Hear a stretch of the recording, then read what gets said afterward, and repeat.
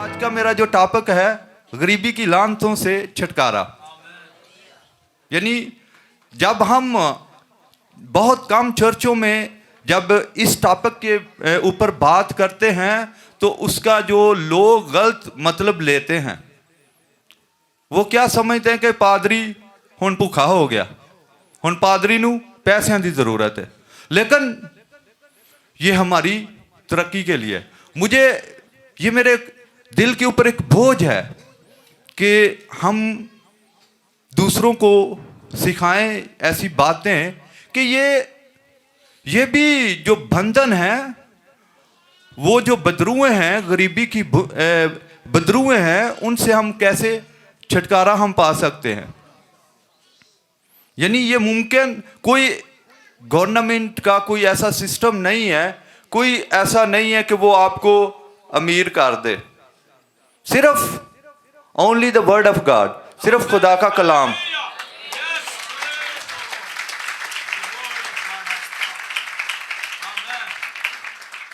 ज़बूर में एक हवाला लिखा, मैं बड़ी लूट पाने वाले की माने तेरे कलाम से खुश हूं।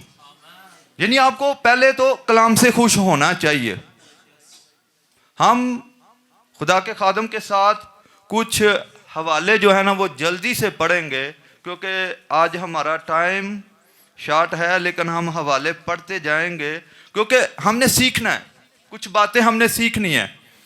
इमसाल की किताब उसका 6 बाब और उसकी 6 और 7 आयत को हमने पहले पढ़ना है। इमसाल की किताब 6 बाब 6 और 7वीं आयत मुकद्दसा। ऐ काहिल चूंटी के पास जा, उसकी रवशों पर गौर कर और दानिशमंद बन, जो बावजूद के उसका ना कोई सरदार, ना नाजर, ना हाकिम है, गर्मी के मौसम में अपनी खुराक मुहैया करती है और फसल कटने के वक्त अपनी खोरिश जमा करती है। आमीन आमीन। पहले क्या करना है, हमने अपनी सुस्ती को छोड़ना है, चाहे वो आपकी जिस्मानी है या रूहानी है। रूहानी सुस्ती को मैं ज़्यादा तरजीह दूंगा इस बात के लिए क्योंकि हम कलाम पे ध्यान नहीं करते। हम सिर्फ चर्च में आते हैं, सिर्फ अपनी बरकतों को लेने के लिए आते हैं। वो इतना काफ़ी नहीं है, क्योंकि यीशु मसीह ने कहा कि तुम दुनिया के नूर हो। यानी हमारी रोशनी दूसरों पर चमकनी चाहिए। लेकिन कब तक हम सीखते रहेंगे, कब हमारी रोशनी बढ़ेगी। आज का मेरा जो टॉपिक है वो दाई यकी के ऊपर नहीं है। दाई यकी जो है वो खुदा का हिस्सा है। मेरा आज का टॉपिक जो है वो फर्स्ट फ्रूट और ऑफरिंग है, हदिया है। वो दाई यकी के बारे में आप जानते हैं कि वो खुदा का हिस्सा है, वो आपने खुदा को देना है। यानी वो हर सूरत में, हर हाल में आपने खुदा को वो देना है। तो दाई यकी जब आप देते हैं, उसके बारे में एक छोटी सी बात है। जब आप दाई यकी खुदा के घर में देते हैं, वो 10% जो आप खुदा के घर में देते हैं वो आपके 90% को पाक करता है।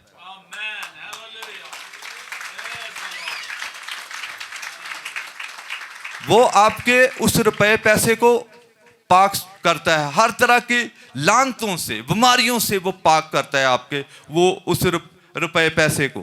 क्योंकि अगर आप देखें, मैंने बहुत से लोगों को देखता हूं कि मुश्किल वक्त में लोग दाई यकी नहीं देते, वो बीज खा जाते हैं। अगर आप बीज खाते हैं तो ऐसा लिखा है कि बीज जो खाता है वो मर जाता है।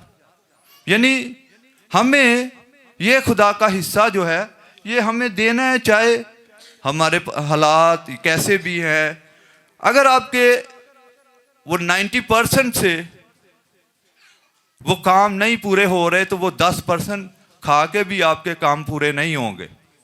तो इसलिए वो तो ये खुदा के खादमों ने ये सिस्टम नहीं बनाया कि आपने दाई यकी देनी है या ये हदिया देना है या फर्स्ट फ्रूट आपने देना है। नहीं, ये शुरू से मौजूद है। अगर हम बाइबल को पढ़ें तो वहाँ अच्छे तरीके से लिखा हुआ है।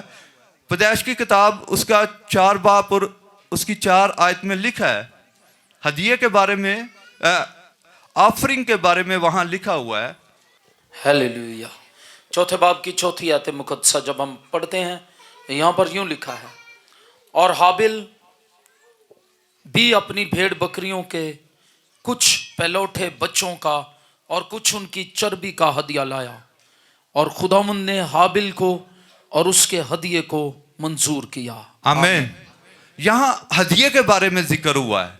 यहाँ हाबिल ने क्या किया, जब खुदा को उसने हदिया दिया तो खुदा ने उसके जो उस कुर्बानी को, जो उस हदिये को कबूल किया। यहाँ देखें, हमने शुरू में यानी बिगनिंग में हमने देखा कि हदिया का जो बारे में लिखा गया है। और अगर दाई यकी के बारे में देखें तो वहाँ अगर पैदाइश की किताब 14-20 आयत में हम पढ़ें तो वहाँ भी दाई यकी के बारे में लिखा है। पैदाइश की किताब 14-20, पैदाइश की किताब 14 बाब उसकी 20वीं आयत मुकद्दसा जब हम देखते हैं तो यहाँ पर यूं खुदावंद के कलाम में लिखा है, और मलकिसिदक सालम का बादशाह रोटी और मैं लाया, और वो खुदा ताला का काहिन था, और उसने उसको बरकत देकर कहा कि तू खुदा ताला की तरफ से जो आसमान और ज़मीन का मालिक है, इब्राहिम मुबारक हो, और मुबारक है खुदा ताला जिसने तेरे दुश्मनों को तेरे हाथ में कर दिया। तब अब्राहम ने सबका 10वां हिस्सा उसको दिया।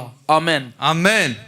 यानी ये शुरू में हमने देखा हदिये और दाई यकी के बारे में कि उन लोगों ने जो कुछ भी हासिल किया, इब्राहिम ने उसका 10वां हिस्सा खुदा को दिया। यानी आज थोड़ा हमने सीखना है, कलाम के ऊपर ध्यान करना है कि हमने ये जो, मैंने एक खुदा के खादम को सुना कि उसने कहा कि गरीब होना गुनाह है, गरीब होना गुनाह है। तो हमने इसके ऊपर काम करना है कि हमने इन चीज़ों से कैसे बाहर निकलना है। ये हमारे ऊपर डिपेंड करता है। यानी ये चर्चेज में मैं कहता हूँ कि इसकी ज़रूरत है, इस पे ज़्यादा कलाम सुनाया जाए। यानी एक महीने में 1 बार 2 बार जो है इसके ऊपर भी वो जो है ना कलाम सुनाना चाहिए, क्योंकि जैसा चर्च में कलाम का बीज बोया जाएगा वैसे रिजल्ट आप देखेंगे, वैसे रिजल्ट देखेंगे। जब हम फ्राइडे को हीलिंग सर्विस करते हैं तो आप देखते हैं बहुत सी टेस्टमनीज होती हैं, बहुत सी गवाहियाँ होती हैं, बहुत से मौजज़ात होते हैं, क्योंकि वो कलाम का बीज जो बोया गया है वो शिफा के बारे में। तो आज का कलाम जो है वो हमारी तरक्की के लिए, यानी वो उन गरीबी की लानतों से छुटकारे के लिए है कि हमने कैसे बढ़ना है।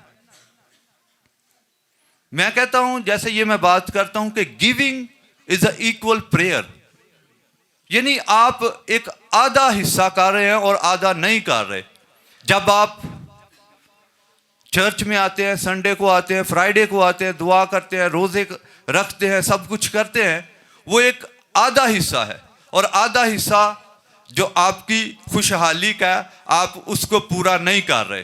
दाई यकी आप दे रहे हैं, वो ठीक है, वो खुदा का हिस्सा है, मैं उसकी बात नहीं आज कर रहा। मैं आपको आज हदिये और फर्स्ट फ्रूट के बारे में बताऊंगा कि अगर हमने आगे बढ़ना है या इन लानतों से हमने छुटकारा पाना है तो वो उसी वक्त मुमकिन है कि जब हम इस हिस्से के ऊपर काम करेंगे। आप देखते हैं इस्राइल एक छोटा सा मुल्क है, छोटा सा मुल्क है, और वो पूरी दुनिया के ऊपर हुकूमत करते हैं, पूरी दुनिया के ऊपर वो हुकूमत कर रहे हैं। द रीजन, वजह सिर्फ यही है, उन्होंने इन कवानीन को जाना है, इन बातों को उन्होंने शुरू से सीखा है। जब वो छोटे बच्चे ही होते हैं तो उनके माँ बाप उनको दाई यकी के बारे में, हदिये के बारे में, फर्स्ट फ्रूट के बारे में सारी बातें उनको सिखाते हैं। वो बड़े हो के भी उन्हीं राहों पर चलते हैं।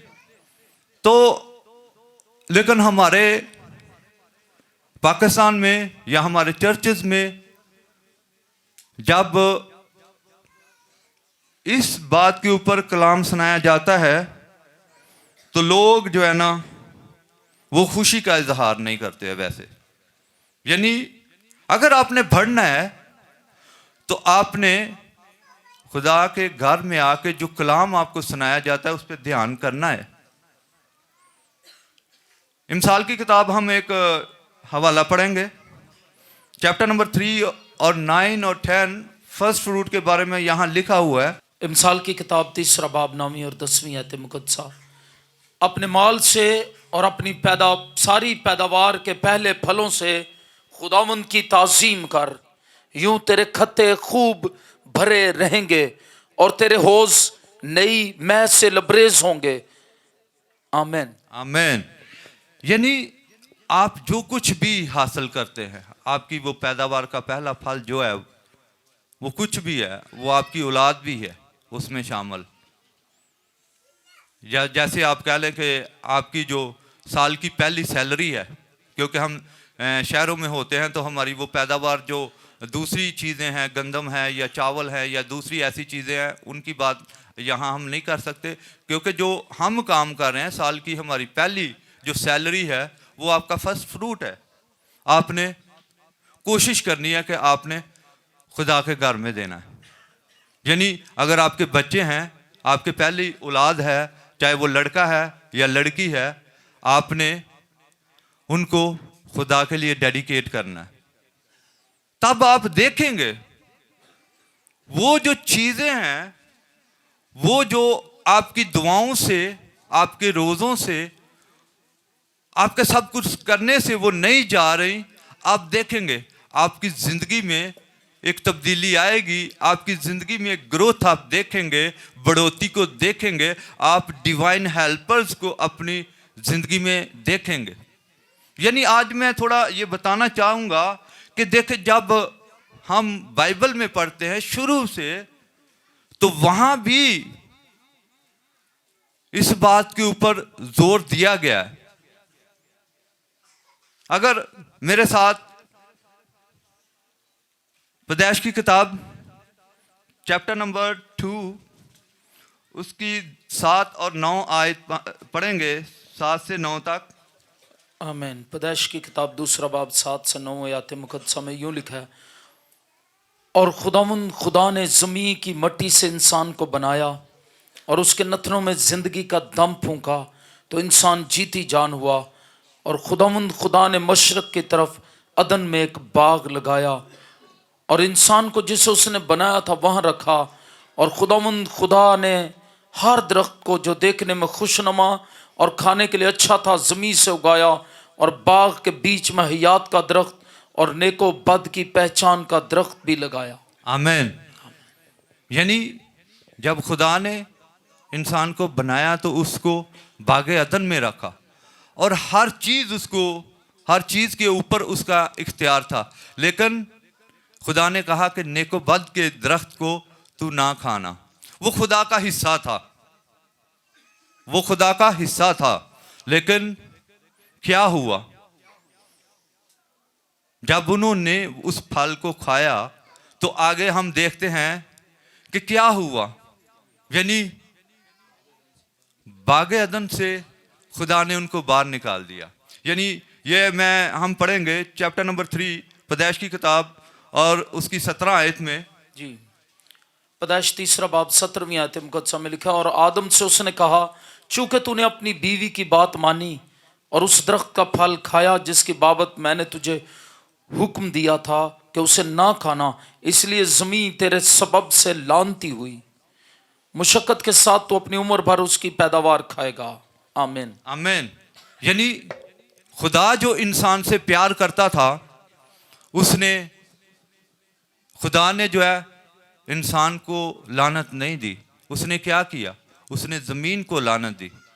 जब आदम ने गलती की तो खुदा जो इंसान से प्यार करता है उसने ज़मीन को लानत दी। और फिर हम जब इसी की 22 और 23 आयत को पढ़ते हैं, चैप्टर नंबर 3 को,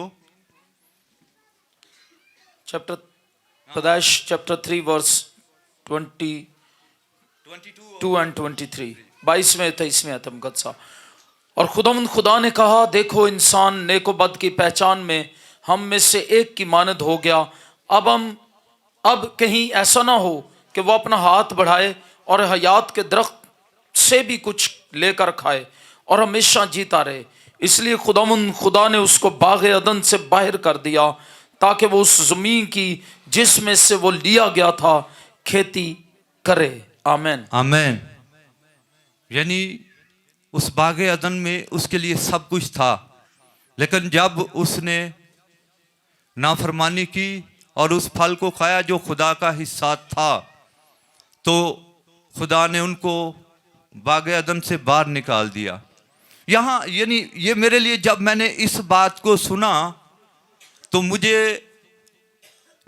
इन आयतों को हम पहले ऐसे हम नहीं देखते थे, या ऐसे हम नहीं पढ़ते थे, ऐसे हम नहीं जानते थे। जब मैंने ये सीखा तो मुझे शॉक लगा कि वाह, कि देखे उन्होंने जब गलती की, उन्होंने जब खुदा के वो हिस्से को खाया तो उनके साथ क्या हुआ। वो सारी अच्छी चीज़ों से वो महरूम हो गए, सारी अच्छी चीज़ों से। तो इसीलिए जब हम खुदा के हिस्से को खाते हैं तो वो उन सारी अच्छी बरकतों को, उन सारी अच्छी चीज़ों को हम खो बैठते हैं, वो हमारी ज़िंदगी में नहीं होती। और एक और हवाला हम पढ़ेंगे, फर्स्ट किंग पहला सलातीन chapter number 3 verse number 4 and 5। First kings chapter 3 verse 4 and 5, पहला सलातीन 3 बाब 4 और 5 आयत मुकद्दसा। और बादशाह जबाउन को गया ताकि कुर्बानी करे, क्योंकि वो खास ऊंची जगह थी, और सुलेमान ने उस मज़बा पर 1000 सोख्तनी कुर्बानियाँ गुजरानी। जबाउन में खुदावंद रात के वक्त सुलेमान को ख्वाब में दिखाई दिया और खुदा ने कहा, मांग, मैं तुझे क्या दूं। सुलेमान ने कहा, तूने अपने खादिम मेरे बाप दाऊद पर बड़ा एहसान किया, इसलिए कि वो तेरे हुजूर रास्ती और सदाकत और तेरे साथ सीधे दिल से चलता रहा, और तूने उसके वास्ते ये बड़ा एहसान रख छोड़ा था कि तूने उसे एक बेटा इनायत किया जो उसके तख्त पर बैठे जैसा आज के दिन है। आमीन आमीन। यानी 6 जो आयत में हमने देखा कि जब वो बादशाह के पास किसी चीज़ की कमी नहीं है, हम देखते हैं, हम पढ़ते हैं, हम जानते हैं सब लोग इस बात को कि सुलेमान बादशाह के पास किसी चीज़ की कमी नहीं थी, लेकिन फिर भी उसने क्या किया, 1000 कुर्बानी गुजरानी। 1000 कुर्बानी गुजरानी। जब उसने ऐसा किया तो रात को खुदावंद जो है ना, ख्वाब में उसको दिखाई दिया। तो खुदा ने उसको क्या कहा, क्या दिया।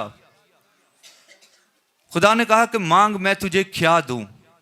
एक तरह से कह ले कि खुदा ने उसको खाली चेक दे दिया था कि इसके ऊपर तू जो कुछ लिखना चाहता है लिख ले।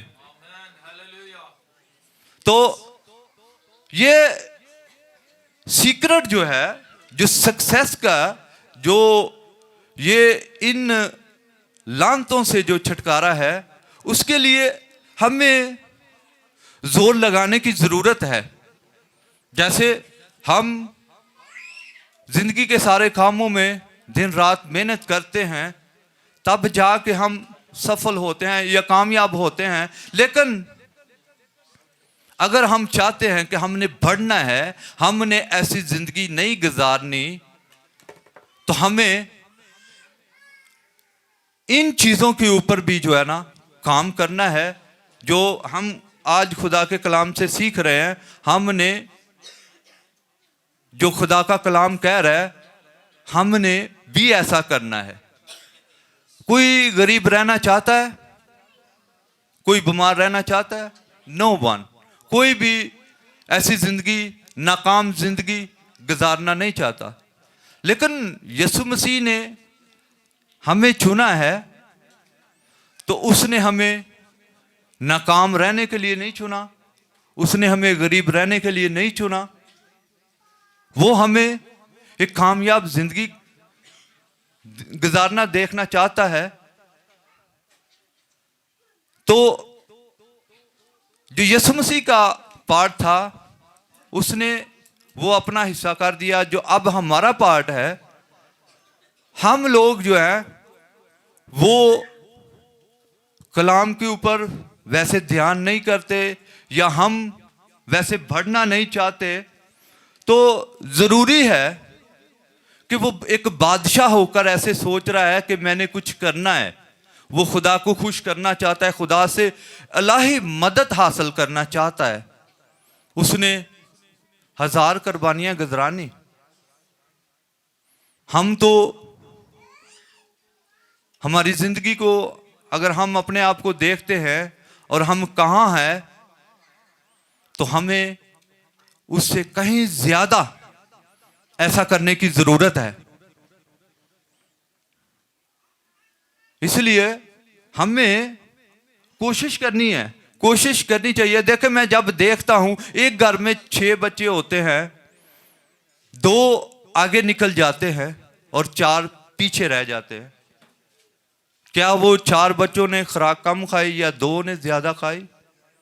2 बच्चों ने ये डिसाइड कर लिया कि हमने ऐसी जिंदगी नहीं गुजारनी जो हमारे माँ बाप ने गुजारी है, और 4 बच्चों ने ये डिसाइड किया, ये फैसला किया कि जैसे हमारे माँ बाप हैं वैसे ही हम रहेंगे। ये अब हमारे ऊपर है कि हमने कैसी जिंदगी गुजारनी है। एक नाकाम जिंदगी हम जीना चाहते हैं या एक फतहमंद जिंदगी हम जीना चाहते हैं, ये हमारे ऊपर डिपेंड करता है। खुदा ने हमें अपना कलाम दिया है, इस कलाम में हर चीज है हमारे फायदे के लिए, हमारी तरक्की के लिए। तो आगे चलते हैं। ये जो हम हवाले पढ़ेंगे ये बहुत अच्छे लगते हैं और ये सब जानते हैं। 2 कुरिन्थियों चैप्टर नंबर 9 उसकी 6, 7, 8 आयत हम पढ़ेंगे। लेकिन बात यह है कि जो थोड़ा बोता है वो थोड़ा काटेगा, और जो बहुत बोता है वो बहुत काटेगा। जिस कदर हर एक ने अपने दिल में ठहराया है उसी कदर दे, ना दरेक करके ना लाचारी से, क्योंकि खुदा खुशी से देने वालों को अजीज रखता है। और खुदा तुम पर हर तरह का फजल कसरत से कर सकता है, ताकि तुमको हमेशा हर चीज काफी तौर पर मिला करे और हर नेक काम के लिए तुम्हारे पास बहुत कुछ मौजूद रहा करे। चुनाचे लिखा है कि उसने बखेरा है, उसने कंगालों को दिया है, उसकी रास्तबाजी अबद तक बाकी रहेगी। आमीन। लेकिन बात यह है, जो थोड़ा बोता है वो थोड़ा काटेगा। ये अब हमारे ऊपर डिपेंड करता है कि हम कितना बोना चाहते हैं। इस कलाम को मैं पहले सिर्फ बीज बोने की हद तक देखता था, लेकिन एक दिन मैं और पास्टर साहब बैठे थे। खुदा ने जब मेरी नज़र दोबारा इस कलाम पर पड़ी तो मैंने कहा कि पास्टर साहब, ये ऐसे भी है कि अगर चर्च में हम जिस तरह का कलाम का बीज बोएंगे वैसा रिजल्ट आएगा। तो मुझे ये बहुत अच्छा लगा कि क्यों ना जब हमारी हीलिंग सर्विस होती है तो उस वक्त ज्यादा खुदा के कलाम को, शिफा के कलाम को जो बयान किया जाए। तो हमने देखा फिर रिजल्ट भी वैसा ही आया। यानी ये कि अब हमारे ऊपर है हमने किस तरह का बीज बोना है। हम अगर ये माली तौर पे बढ़ना चाहते हैं, एक ही तरीका है कि हमने बीज बोना है, हमने खुदा को देना है। मैं दाई यकी की बात नहीं कर रहा, मैंने कहा पहले भी, वो खुदा का हिस्सा है। आपने फर्स्ट फ्रूट या जो ऑफरिंग है, मैं ऑफरिंग हदिये को ऐसे नहीं कह रहा कि जैसे आप संडे को या फ्राइडे को वो हदिया देते हैं, वो नहीं, वो आपकी फ्री ऑफरिंग है। जो आप संडे के बाद जो हम चंदा इकट्ठा करते हैं, वो आपकी फ्री ऑफरिंग है। मैं उस हदिये की बात कर रहा हूं जो खुदा आपके दिल में ठहराए।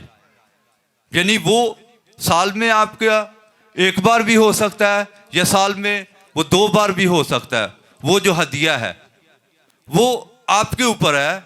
मैंने जब ये सीखा, पहले मेरी लाइफ भी ऐसे स्ट्रगल होती थी कि मैं जब पाकिस्तान में आता था तो 1 महीना यहाँ गुजारना मेरे लिए मुश्किल होता था। लेकिन जब मैंने इन रूहानी असूलों को अपनाया, जब मैंने देना शुरू किया, जब मैंने बीज बोना शुरू किया, तो खुदा ने मेरी ज़िंदगी में बड़े काम किए, बड़े काम किए। और फिर मैं इन चीज़ों से, जब आप देखें आपके पास नहीं होता तो आप पैसे से प्यार करते हैं, आप पैसे से प्यार करते हैं, आप पैसे को बहुत संभाल के रखते हैं। लेकिन जब आपके पास होता है, फिर पैसे की वैल्यू जो है वो आपकी नज़रों में कम हो जाती है। फिर आपको खुदा वो उन पैसों से ज़्यादा प्यार नहीं होता, फिर आपको खुदा के कामों से प्यार होता है कि हमने खुदा के काम कैसे करने हैं। फिर आप खुदा के कामों के लिए उस पैसे को इस्तेमाल करेंगे। तो यहां ये बात जो लिखी है, मुझे 8 आयत बहुत अच्छी लगती है। और खुदा तुम पर हर तरह का फजल कसरत से कर सकता है ताकि तुमको हमेशा हर चीज काफी तौर पर मिला करे और हर नेक काम के लिए तुम्हारे पास बहुत कुछ मौजूद रहा करे। देखे, मैंने पहले भी कहा कि कुछ काम आपकी वो प्रेयर से, वो आपकी फास्टिंग से, वो इवन पास्टर साहब आपके लिए दुआ कर रहे हैं, वो काम नहीं हो रहे। लेकिन जैसे ही आप बीज बोते हैं तो कलाम मुकद्दस में लिखा है कि खुदा तुम पर हर तरह का फजल कसरत के साथ कर सकता है। यानी वो काम जो दुआओं से, जो रोज़ों से, जो आपके रोने से खुदा के सामने नहीं हुए, जैसे ही आपने बीज बोया, वो आपके काम जो रुके हुए थे वो हो जाते हैं, वो पूरे हो जाते हैं। और आप हैरान होते हैं कि ऐसे कैसे हो गया। लेकिन इसके पीछे वो सीक्रेट जो आपने बीज बोया। तो इसलिए मैं ये कहूंगा कि आप जब खुदा को देते हैं तो ये मत सोचा करें कि हम खुदा के खादम को दे रहे हैं, आप खुदा को दे रहे हैं। मैं ये बात ऐसे कहता हूं, अगर आप जमीन में बीज बोते हैं, आप जमीन की भूख खत्म करने के लिए बीज बोते हैं या अपनी भूख खत्म करने लिए? आप जमीन की भूख खत्म करने के लिए बीज नहीं बो रहे, आप अपनी भूख खत्म करने के लिए बीज बो रहे हैं।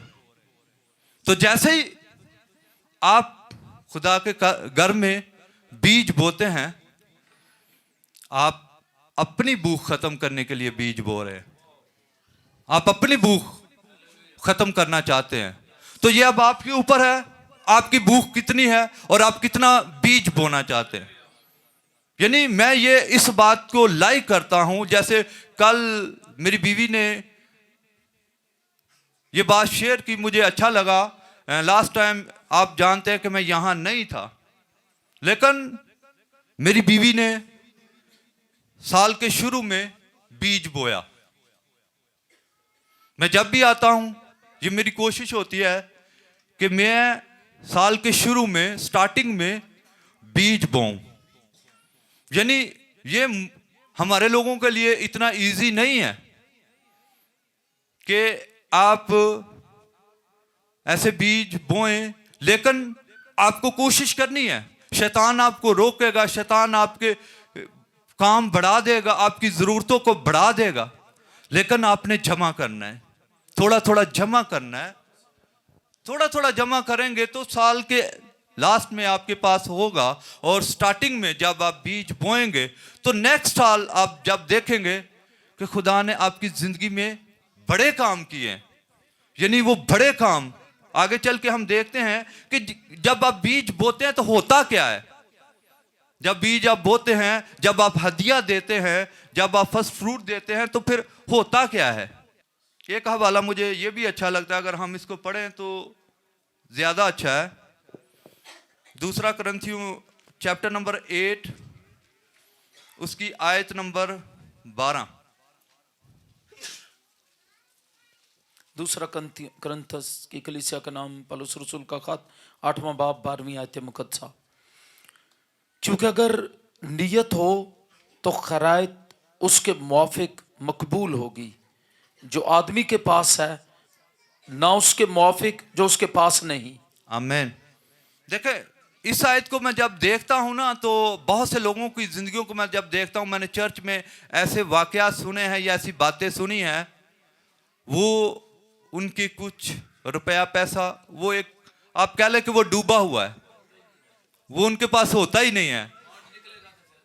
वो कहते हैं खुदा अगर ये 50,000 मुझे दे देगा तो मैं 20,000 या 30,000 खुदा को दे दूंगा।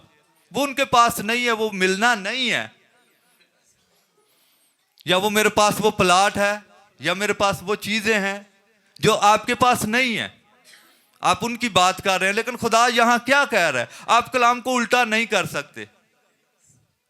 खुदा आप कहता है कि जो आपके पास है वो दो, जो आपके पास नहीं है उसकी बात मत करो, उसकी बात ना करो। तो मैंने ऐसे देखा है, लेकिन वो अपने आप को और खुदा को धोखे में रखे हुए हैं। खुदा तो जानता है, लेकिन अब हम देखते हैं कि होता क्या है जब आप बीज बोते हैं। यानी जब हम बीज बोते हैं तो होता क्या है। अमाल की किताब में हम जाएंगे, चैप्टर नंबर 9। याफा में एक शागिर्द थी तबीता नाम, जिसका तर्जमा हरनी है। वो बहुत ही नेक काम और खरायत किया करती थी। उन्हीं दिनों में ऐसा हुआ कि वो बीमार होकर मर गई और उसे नहलाकर बाला खाना में रख दिया। आमीन। और 40 आयत को भी पढ़ दें। और 40वें आयत मुकद्दसा में लिखा, पतरस ने सबको बाहर कर दिया और घुटने टेक कर दुआ की, फिर लाश की तरफ मुतवज्जे होकर कहा, ऐ तबीता उठ। बस उसने आंखें खोल दी और पतरस को देखकर उठ बैठी। आमीन। यहां इस औरत के बारे में लिखा है कि वो बहुत ही नेक काम और खैरात किया करती थी। उसकी जिंदगी पहले जो आप देखें कि वो एक ईमानदार औरत थी, नेक काम करती थी। यानी उसके लिए ये शर्त भी जरूरी है, उसके लिए ये शर्त भी जरूरी है, अगर आप बीज बोते हैं और वो बीज जो आपका हासिल है वो गलत तरीकों से, जो आप बीज जो पैसा कमा रहे हैं और आप चर्च में दे रहे हैं, वो डेट्स नॉट राइट, वो सही नहीं है। और दूसरा, आपकी जिंदगी जो है वो खुदा के कलाम के मुताबिक होनी चाहिए, आपकी जिंदगी पाक होनी चाहिए। उसके लिए ये शर्त, ये पहली शर्त जो है जरूरी है। या जैसे हम कलाम मुकद्दस में देखते हैं, जैसे लिखा है, अगर कोई मसीह में है तो वो नया मखलूक है, पुरानी चीजें जाती रही और देखो वो सब नई हो गई। तो हमारी जिंदगी नई होनी चाहिए, उसमें झूठ नहीं होना चाहिए, उसमें फरेब नहीं होना चाहिए, उसमें नफरत नहीं होनी चाहिए, उसमें हर तरह की बुरी बात नहीं होनी चाहिए, उसमें गुनाह नहीं होना चाहिए। मैं कल जैसे बता रहा था कुछ अपने रिलेटिव को, ये जो बातें हैं, गुस्सा, नफरत, हसद, चोरी, चुगली, ये बदरुएं हैं, ये बदरुएं हैं। और हम सारा दिन इनके ऊपर काम करते हैं, यानी हम ये सारी बातें ऐसे कहते हैं हम लड़ते हैं, हम झगड़ते हैं, तो हमारी जिंदगी जो है वो खुदा के कलाम के मुताबिक होनी चाहिए। अगर आप चाहते हैं कि आपकी जिंदगी में सक्सेस हो, कामयाबी हो, उसके लिए ये पहली शर्त जो है वो आपको बॉर्न अगेन होना चाहिए। बॉर्न अगेन, नए सिरे से पैदा होना वो जरूरी है।